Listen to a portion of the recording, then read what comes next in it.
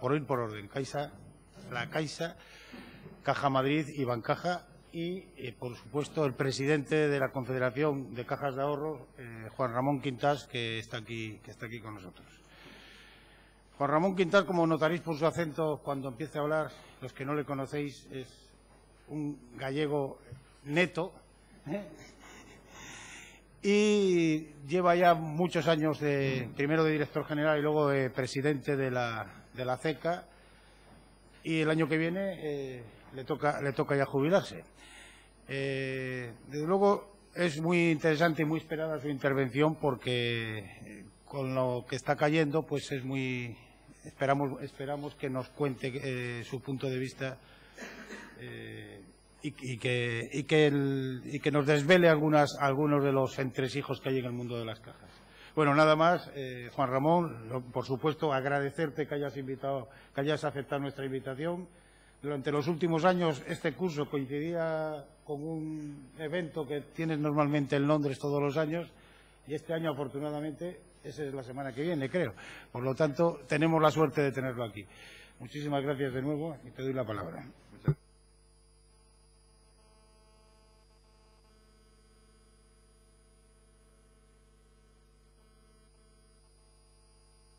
Perdón, sí. Bien, efectivamente, en años anteriores, con solamente uno como excepción, me era imposible acudir a esta reunión porque coincidía con mi consejo de administración, uno que celebramos todos los años en una oficina en el extranjero de la CECA, ¿no? Lo compensábamos teniendo otra reunión a pie en Madrid un día distinto que normalmente era en el último trimestre. Y lo hacía así lo de compensarlo, porque este es un foro que me agrada extraordinariamente asistir. Y no son meras palabras de cumplido, sino que es una razón de puro egoísmo. Es decir, es una ocasión que permite explicar a quienes luego transmiten a toda la opinión pública cuál es la razón de las posiciones que se mantienen pública o privadamente. Y esto explica también la orientación que le voy a dar a mi exposición. Y le ruego que tomen buena nota de ello. Es decir, mi propósito está en que quede totalmente claro lo que es la posición de la Confederación Española de Cajas respecto, digamos, de los dos problemas más interesantes que se pueden plantear alrededor del título de esta reunión, es decir, en relación con la situación del sector financiero español y en relación con la economía real española. Son esos dos grandes temas que los comentaré de acuerdo con estos tres epígrafes. El primero es una visión de cómo podemos ver a grandes líneas el futuro inmediato que nos espera. En segundo lugar, qué podemos decir sobre la situación del sistema financiero en ese contexto. Y, finalmente, la pregunta más relevante para alguien que procede del sistema financiero en relación con la economía real. Les hago esta aclaración al principio porque normalmente cuando uno ha tenido que dedicar muchas horas a un tema y cuando cree profundamente en lo que dice, a veces se apasiona. Y a lo mejor pueden creer que mi intervención es de tipo reivindicativo. Quintás exige al Gobierno que... No va a haber nada de eso, aunque me apasione. Simplemente trataré de explicarles el por qué defendemos unas cosas y no otras. Y entonces les ruego que deflacten mi expresión si llego a apasionarme, porque lo que trato es de ser muy claro. Y ese es mi propósito fundamental en esta reunión y también en el coloquio en el que, por supuesto, estaré en condiciones de aclarar cualquier otro tema que no haya tocado aquí por no considerarlo como un tema crucial o de relevancia para estos asuntos y que pueda hablar sobre el mismo. Bien, entonces, sin entretenernos más, puesto que tenemos un moderador con carácter teutón y me ha dicho que no pase de la media hora, vamos a introducirnos sobre el tema. Miren, paso por encima, pero lo tengo que mencionar aquí porque es una de las claves de la explicación. Creo que todo el mundo acepta ya, a lo mejor hace un año, no lo pensaba así, que el sistema bancario español, cajas y bancos, cuando diga sistema bancario son cajas y bancos, es uno de los más solventes del mundo, hasta ahora. Seguimos con una posición de fortaleza en cuanto a solvencia que es verdaderamente extraordinaria. Pero, sin embargo, también todos sabemos que los tiempos que nos aguardan son tremendamente difíciles y van a erosionar significativamente esa posición. Es fundamental comprender ese doble aspecto, porque si no el problema no se resolverá adecuadamente. Bien, ¿Cómo podemos resumir ese futuro que nos aguarda? Pues miren, el analizar cuál puede ser la evolución en los próximos 5 años de la economía española se presta a muchos ejercicios. Yo he hecho el mío propio, pero al ser parte podía parecer una versión interesada. Por ello he cogido de todos los que se han elaborado el que se acerca más al mío propio. Y que, por lo tanto, no necesito ni un solo minuto para defenderlo porque no es mío. Es por una de las 3 mejores consultoras del mundo. No puedo decir el nombre porque me han pedido que lo reserve ya que no han publicado todavía el trabajo. Pero bueno, les digo que no coincide exactamente con el mío porque ustedes se darán cuenta que yo soy un poco más pesimista, sobre todo con respecto al próximo año 2010. Yo creo que la economía española no va a recuperar tan pronto tasas de crecimiento más aceptables y la morosidad, por lo tanto, llegará un poco más alto de lo que dice ahí. Pero de todos los que yo he visto y han pasado por mis manos, y les aseguro que son bastantes, este es el que me parece mejor construido como escenario base. Bien, de ese escenario base se pueden derivar unas consecuencias inmediatas para el sistema bancario español. Cajas y bancos es lo que han hecho estas personas.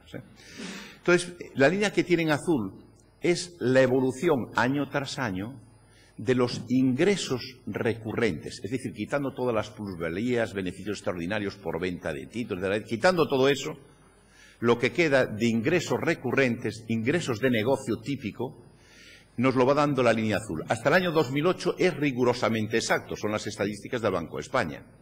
Y una segunda aclaración, negocio recurrente en España. Es decir, aquí está todo lo de la banca en España, pero no la banca en México o en Brasil o en Reino Unido. Es decir, esto es negocio recurrente en España. ¿De acuerdo? Bien, naturalmente esa línea azul, como ven ustedes, crece al principio, pero cuando la economía española empieza a tropezar, pues esta línea empieza a bajar. ¿Por qué? Por un doble efecto. Es decir, el negocio cae al bajar el ritmo de actividad de la economía española y, además, los activos no rentables del sistema bancario aumentan. Es decir, pues los activos con los que nos quedamos al ejecutar hipotecas, los activos inmobiliarios con los que nos quedamos en dación de pago de deuda, etcétera, etcétera, son activos que no son rentables y, por lo tanto, los ingresos recurrentes ceden. Esa es la línea azul. Y como ven ustedes, se calcula aquí que la recuperación empieza entre el año 2010 y 2011 a nivel internacional y en España un año más tarde, pero ven entonces ustedes que conforme va cediendo la mala situación económica, esta línea azul vuelve otra vez a subir.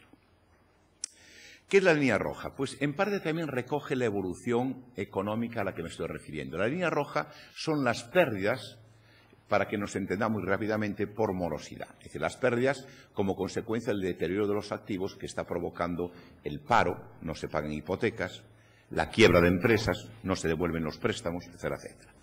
Y hasta el año 2008, de nuevo, son datos estrictamente reales, los de las estadísticas del Banco de España. Y a partir de ahí resultan de aplicar la circular contable con la cual tenemos obligación, bancos y cajas, de calcular nuestra morosidad a esa evolución económica. Y, como ustedes se darán cuenta, la situación es un tanto preocupante. Porque fíjense ustedes que la distancia, la diferencia entre la línea azul y la línea roja es exactamente lo que tiene el sistema bancario español para pagar todos sus gastos, desde nóminas a alquileres de oficinas, y además lo que le pueda quedar de beneficio. Si ustedes se fijan, en el año 2008 esa brecha, ese gap entre las dos líneas era grandísimo. Y por eso pudimos pagar a ojo de buen cubero 29.000 millones de costos, lo que ha costado todo nuestro gasto de explotación. Y además nos han quedado de beneficios recurrentes pues una buena cantidad de miles de millones. Pero como ustedes se darán cuenta, esto se estrecha. Y este año no hay la menor duda que seguiremos teniendo beneficio, además de cubrir todos los costos. Pero observen ustedes como el año 2010 se convierte en una especie de ojo de aguja, una brecha muy pequeña, que tal como la tenemos ahí, no daría ni para pagar los gastos de explotación. Si eran 29.000 millones y aquí la diferencia, pues a ojo de buen cubero, pues de 28 a 36, 8.000, con 8.000 yo no pago 28.000.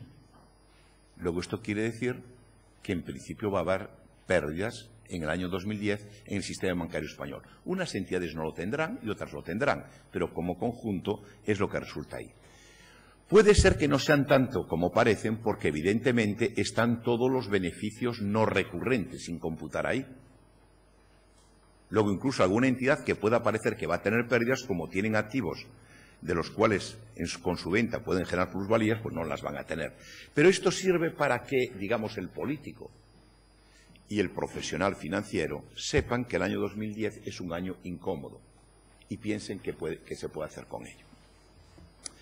El año 2011, la angostura del paso se ha suavizado, pero todavía sigue siendo un año incómodo, y digamos del 2012 vemos que el sistema habría recuperado ya su capacidad de generar beneficios. Permítanme que les haga dos consideraciones. Un ejemplo. Imaginemos por un momento, seamos optimistas, que la lucha contra la crisis en España tiene tal tremendo éxito que la crisis ya no está en nuestro territorio el año que viene. Este problema no existe. No existiría ya este problema. La línea azul iría por arriba, la línea roja se achataría hacia abajo, no teníamos problema. Es decir, si la política económica en este país funcionara con éxito, no hay problema en el sistema bancario. Ese ojo de aguja volvería a ser un paso amplio porque el sistema bancario español discurriría cubriendo todos sus costos y con beneficio. Otra cuestión también fundamental para entender el problema. Si el sistema bancario, si en lugar de ser bancos y cajas, miembros de un sector extraordinariamente regulado como es el sistema financiero, fuéramos, por ejemplo, pues fabricantes de coches, no habría el menor problema. Porque este gráfico solamente nos diría que durante 2 años, o a lo sumo 3, había pérdidas. Pero el nivel de solvencia es tan elevado de bancos y cajas españoles que podían absorber tranquilamente esas pérdidas sin ningún problema y al cabo de 3 años volver a obtener beneficios. ¿Cuál es el problema por la razón de ser entidades financieras? Pues que una entidad financiera no basta con que sea solvente, en sentido ordinario de la palabra, que el activo valga más que el pasivo, que es lo que rige para una empresa normal, sino que en España el activo tiene que ser un 8% superior al pasivo. Es decir, no basta con tener un capital positivo, sino que tiene que superar el mínimo que fija la regulación, que es el 8%, bueno, de los activos ponderados, no nos vamos a meter en tecnicismos. Entonces, ¿esto quiere decir? ¿Qué quiere decir? Que las pérdidas, aquí sí que puede haber un problema al tratarse de cajas y bancos, porque aun manteniendo la solvencia, es decir, teniendo más activo que pasivo, siendo capaz de hacer honor a todas sus deudas, si el neto les cae por debajo del 8, el Banco de España los tiene que intervenir. Y eso ya es ya se puede imaginar lo que es eso, ¿no? Sobre todo porque el Banco de España, que es uno de los mejores bancos o el mejor banco, el mejor supervisor del mundo probablemente, es magnífico como supervisor, pero entre sus funciones no está la de gestionar. E intervenir significa gestionar. Luego, este es exactamente el problema que tenemos. Y es un problema resoluble. Y es un problema que ha centrado toda la atención de CECA. ¿Por qué? Porque esto a nosotros nos parece que tiene 2 recomendaciones inmediatas. La primera es, hombre, parece razonable que si estamos hablando de entidades que en su inmensa mayoría van a ser solventes en sentido ordinario de la palabra todo el tiempo, y además van a volver a serlo desde el punto de vista de capital regulatorio en 2 o 3 años, parece razonable que en esos 2 o 3 años, en lugar de ir por la vía de la intervención, se le pueda dar una ayuda temporal que recuperará a continuación, con costo entonces nulo para el Gobierno, para atravesar ese circuito. Y en segundo lugar, hombre, es que quizás no sea necesario que el trago sea tan duro, porque a lo mejor, aunque hemos hecho muchas cosas bien en España, hay alguna que hemos hecho mal y estamos a tiempo de rectificar. Y si lo rectificásemos, la línea roja bajaba y el paso quedaba más ancho. Y este es un punto muy importante. Un punto muy importante porque cuando en otros países del mundo las entidades financieras están intentando todos los trucos contables imaginables, y no miremos lo que están haciendo en Alemania, para pasar sin que se les vean sus vergüenzas, no me gustaría que se pensase que en España, cuando hablamos de la circular contable, estamos jugando al mismo juego. Es algo completamente distinto, es pedir que las cosas se hagan bien, como se han hecho bien en otros aspectos. Me explico. Ustedes saben que la crisis acompaña los 2 siglos y medio de evolución del capitalismo. Y sabemos también que desde 1914 la frecuencia de las crisis se ha duplicado. Y sabemos también que la intensidad y el costo para las sociedades que las viven se ha incrementado, que la crisis media tiene un costo del 16% del Producto Interior Bruto y las grandes crisis rebasan holgadamente el 20 o el 25% y son el equivalente a un conflicto militar, a una guerra en destrucción de riqueza y de bienestar. Esto quiere decir que las crisis en una economía capitalista son cada vez más frecuentes y cada vez más peligrosas. De vez en cuando, en el año 29 cayó una de este tipo, de vez en cuando ocurren grandes, enormes crisis, pero lo cierto es que incluso la crisis normal está acentuando su problema. Y dado que la que estamos viviendo es uno de esos grandes momentos de crisis, pues la investigación sobre las crisis se ha profundizado notablemente en los últimos 24 meses, ¿no? Y se han llegado a ciertas conclusiones. No les entretengo porque si no perderíamos el tiempo para cosas más interesantes en este foro, pero sí que les diría que todo el mundo está de acuerdo que lo que hay que conseguir es modificar algo en el funcionamiento normal del sistema capitalista para reducir la probabilidad de crisis, reducir su frecuencia o al menos reducir su impacto, moderarlas. Y parece que la solución más recomendable, el propio G20 la ha hecho suya, es la de tener una regulación del sistema financiero anticíclica, que apriete mucho, que tire mucho de la rienda en los momentos del boom, de la expansión, para cortar esa expansión, y que se afloje considerablemente en los momentos de caída. España lo hizo en parte de su regulación. Todo nuestro sistema de reservas genéricas es justamente eso. En momentos de expansión llenamos el cajón y en momentos de caída sacamos del cajón provisiones. Pero no en todo. Una parte importantísima de esta circular contable fue hecha pensando en frenar la expansión en el año 2004, si me falla la memoria, e incluso diría debió haber sido mucho más fuerte para frenarla de verdad y que no estuviéramos ahora donde estamos. Pero claro, lo que se hace para frenar una economía, mantenerlo cuando está cayendo la economía, es añadir leña al fuego. Es decir, en estos momentos, en ese aspecto de la regulación, es procíclica en España. Y lo que pedimos es seamos sensatos. Hagamos por lo menos una regulación neutral, no procíclica. No debemos crear daños, pérdidas ficticias cuando las reales ya son para llenar todos los sacos que uno quiera.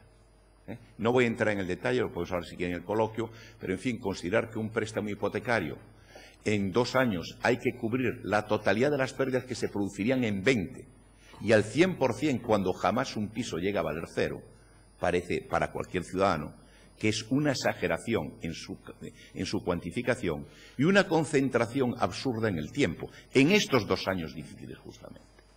Entonces, digamos, si la circular contable se modifica haciéndola razonable, como está en otros países del mundo, sin pedir laxitud, haciéndola solamente razonable, esta curva disminuye y se ancha ahí. Luego, los 2 problemas sobre los que hemos estado hablando y que son clave para resolver este problema es, 1, la revisión de la circular contable y 2, cómo debe ser el fondo de, como le quieran llamar, fondo de reconstrucción ordenada bancaria, no recuerdo exactamente las siglas, el FRON, ¿no?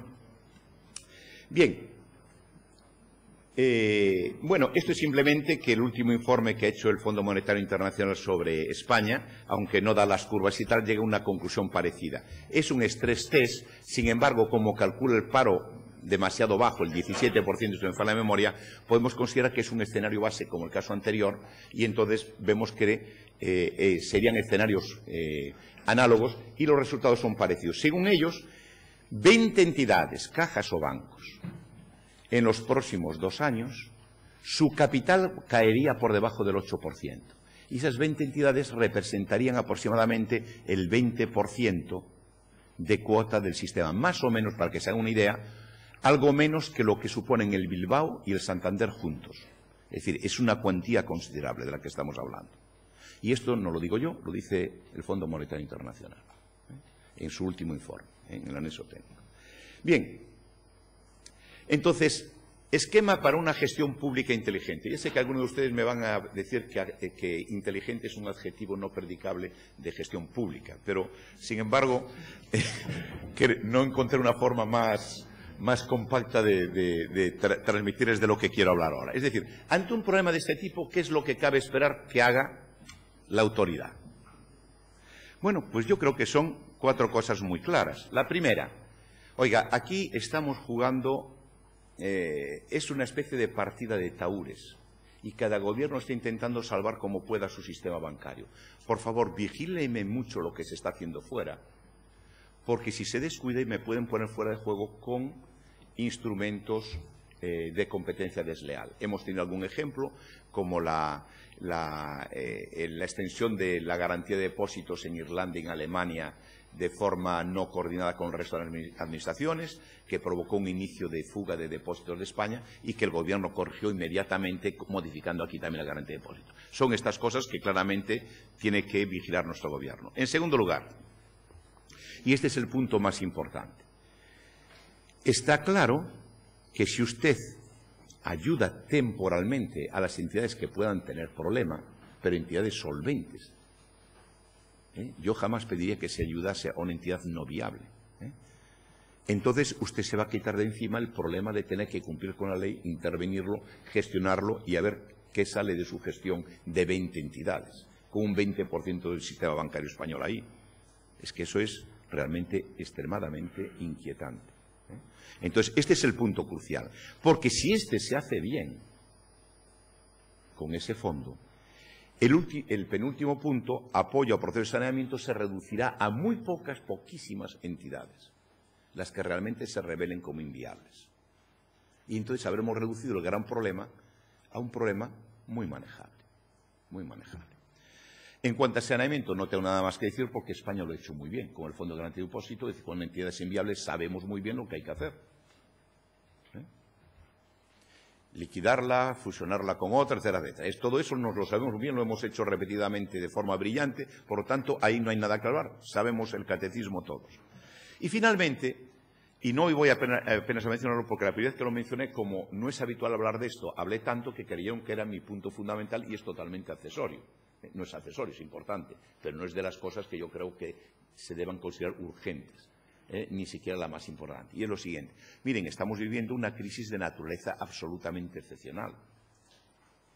Y es conveniente cubrirse sobre el riesgo de desastre.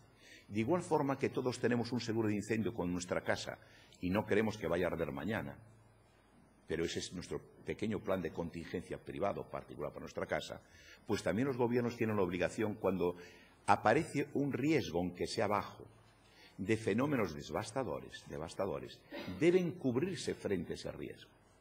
Porque la probabilidad de ocurrencia es muy baja, pero cuando se presenta, si no se está preparado es terrible. Es decir, oiga, mire, yo sobre este tema no voy a hablar, ni me tienen que decir nada, pero alguien tendrá que preocuparse de eso. Pero les insisto aquí, no es de esto de lo que quería hablar, ni entonces ni ahora. Es simplemente un recordatorio a quien tiene que tomar nota de que esto hay que hacerlo, ¿vale? Pero no es lo que más me preocupa, ni me preocupa de ningún modo. Bien. Entonces, de lo que yo les he dicho, y pensando ahora en lo del fondo, el FROM, ¿qué habría que decir con respecto a las entidades? Mire, hablo perfil dinámico de la entidad. Aquí me refiero a lo siguiente. Esta entidad, si no se le hace ninguna ayuda, ¿cómo sería su solvencia a lo largo de los próximos 5 años? ¿Vale? Por eso es dinámico, no es hoy. Es en los próximos 5 años, los próximos 3 años, ¿esa entidad cómo es? Si es una entidad que mantiene alta solvencia, señor autoridad pública, olvídese de ella. Ni se le ocurra tocarla, ni ayudarla, ni nada. No tiene problema ninguno. Olvídese. Si es una entidad sin, digamos, sin problemas, pero que su solvencia está ya muy cerca al mínimo regulatorio, a lo largo de esos 5 años, esa entidad no necesita ninguna ayuda. Y si usted no quiere que haga algo distinto de lo que hará como buen gestor, olvídese de ella también. No necesita nada de usted, no la perturbe. Si usted no quiere que haga algo que a ella no le conviene. Si usted quiere que haga algo que a ella no le conviene para mantener esa solvencia ajustada, entonces sí que tendrá que hacer algo, pero eso hablamos luego. El punto fundamental, una entidad que es viable, pero que va a pasar dificultades esos 2 años. Y aquí sí que es lo crucial. Es decir, aquí es fundamental que usted diseñe un sistema de ayuda temporal, es decir, que usted va a recuperar al cabo de X años, a la estrategia optimizadora de esa entidad, ya incluso pensando no solamente en cómo pasar esos 2 años, sino cómo se posiciona mejor para el escenario post-crisis, porque ese escenario post-crisis va a ser diferente en varios aspectos al escenario antiguo que conocemos. Por ejemplo, las entidades vamos a trabajar con mucho menos apalancamiento y el ritmo de crecimiento de la economía mundial va a ser más bajo. Esto quiere decir que el nivel de ingresos va a ser más modesto. Esto quiere decir que tenemos que adelgazar los costos. Sin ningún problema con la crisis. Ya no tiene nada que ver con eso. Estoy hablando de escenario post-crisis, 2015. ¿Tengo que posicionarme con respecto a eso? Pues bien, si vamos a hacer una labor de afinamiento de estas instituciones, procuremos que no solamente se estén ajustando al 2010-2011, sino que se estén posicionando a esos nuevos escenarios. Y finalmente, no viable, insisto, no voy a hablar sobre esto porque todos sabemos lo que hay que hacer, ¿vale? Cuando una entidad no es inviable, pues la tendrás que intervenir, habrá que buscar que alguna entidad con compensaciones se haga cargo de ella, o lo que sea, lo que hemos hecho brillantemente muchas veces en este país, con cajas y con bancos, sobre todo con bancos. Bien, entonces, vamos a hablar del FROB. Es decir, ¿cómo vemos nosotros que deben ser las condiciones que tenga un FROB para que tenga éxito en esta función que es la vital? Voy a ir un poco por encima. Si hubiera duda en alguna de las cosas, pues le rogaría que me lo preguntasen en el coloquio. Porque creo que ya en la segunda parte, que es como extender el crédito, ya no tendré tiempo y ya no voy a hablar de la segunda parte de la intervención. Pero al menos esto que quede claro. Miren, fundamentalmente, aunque hay otros matices, por centrar un mensaje fundamental, esto tiene que ser un fondo diseñado con la mente de un gestor, un fondo flexible, no un fondo diseñado con la rigidez típica de un funcionario, porque estamos actuando sobre entidades que se mueven en mercados libres y actuamos con criterios de optimización que es minimizar el costo público. Luego estamos claramente en un problema de gestión. Y un problema de gestión significa tener instrumentos flexibles que puedan adaptarse a la diferencia de casos que se le van a plantear a la Administración. Entonces, todos estos son explicaciones de a qué me refiero con flexibilidad. En primer lugar, en su utilización. Debe ser un fondo que no solamente sirva para respaldar financieramente el acto de intervenir una entidad. ¿Por qué? Porque hemos visto que el grueso del problema, que bien resuelto anula el problema, es justamente dar ayudas temporales a entidades que son viables y, por lo tanto, no hay razón alguna legal para pensar en una intervención. Luego, fijémonos que tiene que tener al menos esta dualidad de aplicabilidad. En segundo lugar, en cuanto a los compromisos de las entidades, todos hablamos de las fusiones, yo mismo, pero que no se nos vaya a la cabeza pensando que la reestructuración solamente significa fusiones. Porque en algunas ocasiones hay otro tipo de reestructuración que es o más accesible o el únicamente accesible para esa entidad o el más ventajoso. Les pongo un ejemplo. Porque en Norteamérica y en Gran Bretaña se están dando reestructuraciones. Entonces, una de las reestructuraciones, al lado de las fusiones que también se da, es lo que se llama la focalización. ¿Qué es la focalización? Que claramente en ese escenario post-crisis, las estrategias se tienen que basar en las fortalezas y no tanto en la compensación de debilidades. Esto quiere decir, dicho de una forma muy resumida, que, por ejemplo, en cuanto a mercados, las entidades en Norteamérica se están replegando de los territorios donde no son fuertes, y ellos suelen entender por ser fuertes ser uno de los 4 o 5 mejores jugadores en ese territorio. Entonces, que yo tengo 3 oficinas descolgadas en tal territorio, las cierro. Se está produciendo un repliegue hacia las zonas donde yo soy el mejor o uno de los mejores. Porque sé que los costos fuera de este territorio de fortaleza no los voy a poder cubrir con ingresos en el nuevo escenario. O, por ejemplo, fortaleza en procesos. Una caja o un banco es muy bueno en algunas casas. Concretamente, en España, en distribución minorista probablemente seamos las instituciones mejores del mundo, bancos y cajas de ahorros, comparado incluso con venta de consumo con grandes almacenes. Pero en general esto se da en toda la banca minorista. La distribución es uno de esos procesos que domina a la perfección. Esa es tu fortaleza. En cambio, como entidad informática normalmente eres mediocre. Pues olvídate del proceso informático, externaliza ese proceso y vuelve a concentrarte solo en aquello en lo que eres mejor, donde eres fuerte. Y eso es lo que se está produciendo el outsourcing, aumentando su intensidad en los Estados Unidos. Esto es una reestructuración profundísima y que a alguna entidad puede ser lo mejor que pueda hacer. Entonces, a mí me parece fundamental, se lo he dicho antes, que ya que les damos una ayuda como sociedad española, ya que le damos una ayuda a unas entidades para que pase un mal trago, aunque nos lo devuelvan, es una ayuda, forcémoslas a que se preparen magníficamente para los escenarios post-crisis, para no tener que volver a ayudarlos en los próximos 20 años.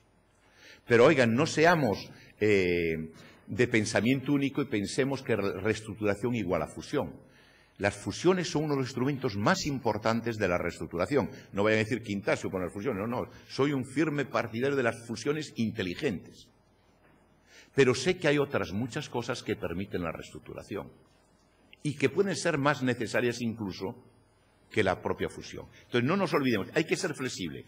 Plan de viabilidad, exigirlo sí, pero oigan, para cada entidad concreta, fijémonos si estamos hablando de absorciones, fusiones o de cooperación, otra posibilidad, incremento de la cooperación con otras entidades, focalización en procesos o en mercados, o bien simplemente aumento de la productividad. Es decir, hay entidades que seguramente, a poco que se pongan a estudiar, descubrirán que la productividad de su plantilla está por debajo claramente de la media del sector. Ahí hay muchísimo que hacer. Y esto ni es fusión, ni es repliegue de mercado, aquí es simplemente pues, aumentar la productividad, quitar las ineficiencias internas. Todo eso debe ser la flexibilidad con la que se aborde el fondo los problemas.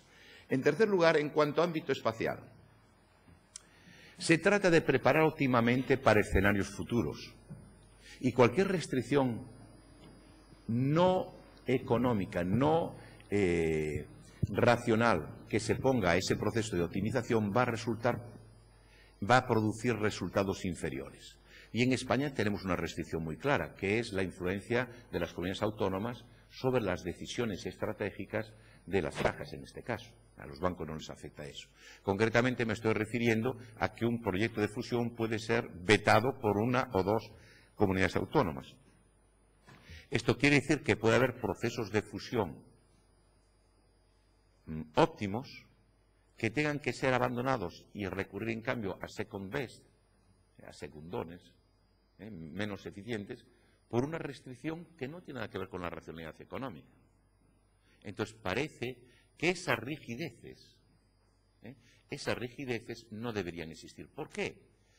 Porque esas rigideces están marcando un claro camino del sistema bancario español en la parte que corresponde a las cajas hacia el peor, no me gustaría, porque tengo muy buenos amigos en ese país, pero hacia uno de los modelos más ineficientes que hay de sistema bancario en el mundo, que es el sistema alemán, en donde concretamente está dividido regionalmente el ámbito de decisión para muchas entidades financieras. Y concretamente es uno de los grandes temas. El Fondo Monetario Internacional se lo ha puesto recientemente sobre la mesa, que tiene que afrontarse en este país. Sería triste que lo que realmente ha sido hasta estos momentos el sistema bancario más eficiente del mundo, que es el español, se le permitiese una deriva que nos condujese a un modelo obsoleto que en el único país en el que subsiste va a ser probablemente abandonado en los próximos pocos años. Esa fragmentación del mismo. Bien, y también la emergencia de proteccionismos regionales que provocarían una desviación de los procesos de reestructuración. Y con eso yo creo que casi puedo sacar. También en cuanto a los instrumentos. ¿Por qué?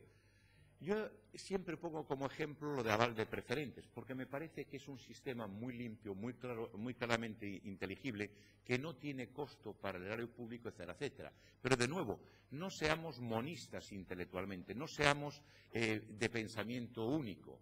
Es decir, oiga, es que hay una gama muy amplia de vías de actuación que las hemos visto aplicar en otros países en los meses recientes. Y probablemente no todas las entidades encontrarían que el mismo instrumento ni el propio gobierno es el más idóneo para el caso. Entonces, no olvidemos toda la inmensa gama, que aquí he puesto muy resumidamente, pues las preferentes, las acciones, los bancos malos públicos o privados, los esquemas de garantía de activos, etcétera, etcétera. Oiga, hay una enorme panoplia que yo ahora pediría autorización para todas, porque en este momento no puede ser negada, ya que todas ellas están siendo aplicadas en Europa en estos momentos. Y, en cambio, dentro de 6 meses probablemente nos dijeran que no, alguna de ellas, si entonces queremos utilizarla. Por lo tanto, creo que también tenía que ser flexible en ese aspecto el fondo e incorporar, aunque no se utilicen, una amplia gama de instrumentos, flexible entonces también en cuanto a los instrumentos. Y, finalmente, algo que puede parecerles tonto, pero que al final a veces el éxito o el fracaso de un plan reside en esto. No me lo redacten con una especie de rigor típico de la rigidez funcionarial. Es decir, no digan ustedes, les pongo un ejemplo, no digan ustedes, cualquier entidad requerida por la autoridad para ello tendrá 1 mes para presentar un plan y, además, cualquier desviación del mismo en el futuro provocará la inmediata intervención. ¿Por qué?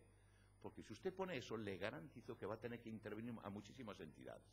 Porque en 1 mes no se puede hacer un plan seriamente. Y si cualquier desviación del mismo va a llevar a la intervención, usted se está metiendo en un túnel del que va a maldecir cuando el plan esté funcionando. Luego, sea inteligente y ponga condiciones que le permitan actuar con flexibilidad a la vista de las condiciones que se vayan presentando. Bien, y para cumplir con el moderador, la segunda parte que era, y se lo resumo para que sepan de qué se trata, lo siguiente. Claramente las entidades financieras españolas se enfrentan a un futuro incómodo, tienen que hacer frente a retos claramente de reposicionamiento estratégico, su propio desapalancamiento, etcétera, etcétera, y eso les va a llevar a un posicionamiento en el que quizás el crédito que fluya desde ellas a la economía sea más bajo de lo que el gobierno o la sociedad pudiera desear. ¿Qué puede hacer usted en ese entorno? Esta es la segunda pregunta, pero la dejamos para el año que viene. Muchas gracias. Es probable que te la hagan ahora. Sería muy largo. Bueno, Ángel Gómez Escorial.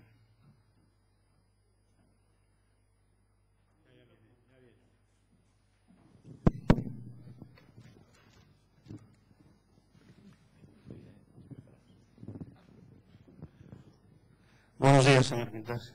Ángel Gómez Escorial, Banca 15, Carta Confidencial. Bueno, esto... decirle que los rumores sobre la sanidad de las cajas están muy presentes. Se habla de que si hay muchas o pocas, incluso algunos escriben cifras. Lo que yo ahí creo es que sí tendría que haber de una vez una respuesta sobre esa cuestión, porque mi impresión es que se está creando una inquietud que tal vez, examinando verdaderamente la situación de las mismas, no tendría por qué ser. Yo comprendo que es muy difícil hablar de problemas, primero porque a lo mejor hasta no se conocen, pero que sí que es verdad que yo creo que desde la presidencia de la CECA sería muy importante, o al menos yo no lo he percibido, aclarar cuál es esa situación e incluso, no sé si ponerle nombre y apellidos, pero sí cuantificarla. En cualquiera de los casos, yo le aseguro que efectivamente esa presión de rumores sobre el mal estado de las cajas sí está demasiado presente en toda la actividad financiera y, desde luego, en la cuestión de la opinión pública. Gracias. Bien, comparto completamente su descripción de la situación. Es decir, creo que por razones que se me ocultan o que si intuyo, la verdad prefiero no creer en eso que intuyo, pues el desde hace ya, pues yo creo que más de un año, estamos presenciando un intento, digamos, de desmoronar